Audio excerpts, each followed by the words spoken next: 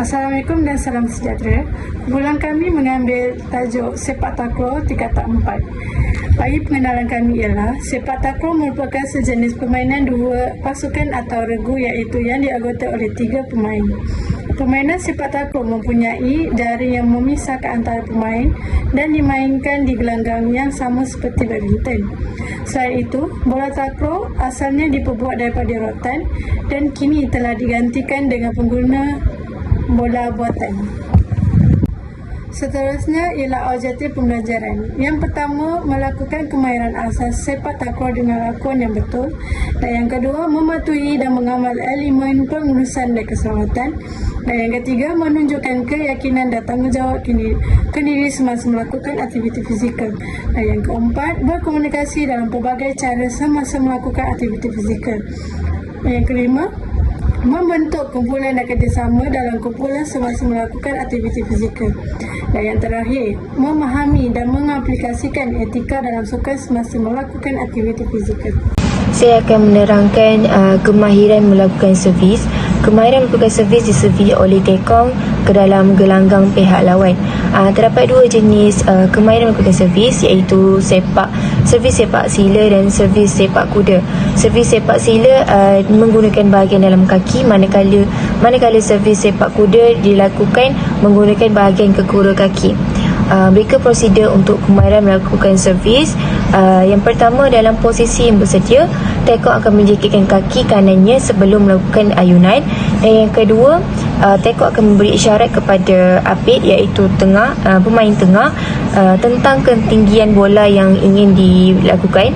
Dan yang ketiga, sepak bola, tekong akan sepak bola dengan menggunakan bahagian dalam kaki dan mengikut lajak. Seterusnya adalah kemahiran menerima servis.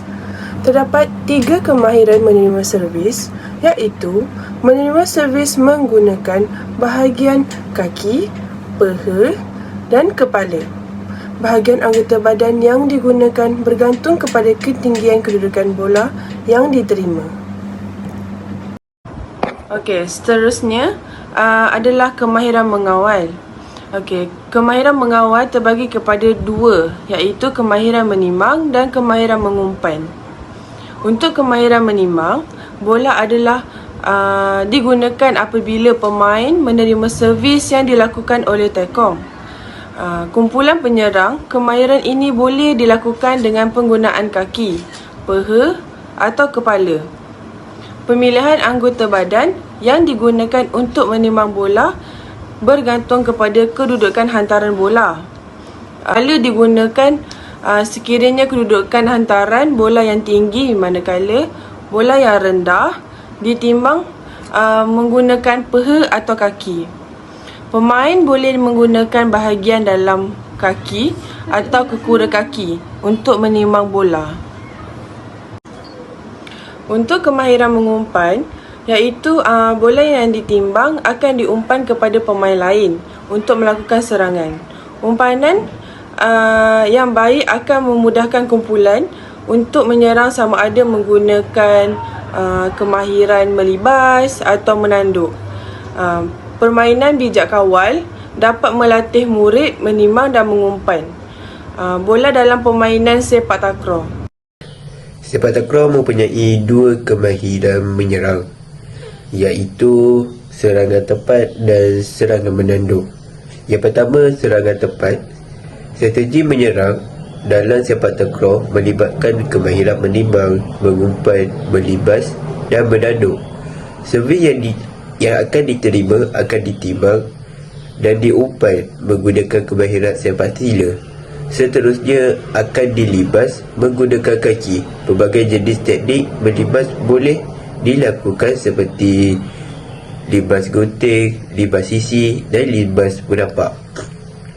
Bagi serangan menanduk, kemahiran menanduk boleh digunakan sebagai strategi menyerang dalam permainan sepak takraw. Oleh itu, pemain perlu menguasai kemahiran menanduk untuk memastikan bola jatuh ke dalam gelanggang lawan. Kemahiran yang terakhir adalah kemahiran bertahan. Berganda bola ialah kemahiran yang digunakan bagi memastikan libasan yang dibuat oleh pihak lawan ditangkis atau dihalang daripada memasuki gelanggang sendiri. Menggandang bola boleh dilakukan dengan menggunakan kaki atau badan. Pastikan adakan kaki yang digunakan tepat untuk menggandang bola yang direjam. Seperti mana yang kita tahu, pemain tidak dibenarkan untuk menggunakan tangan. Itu sahaja daripada saya. Terima kasih.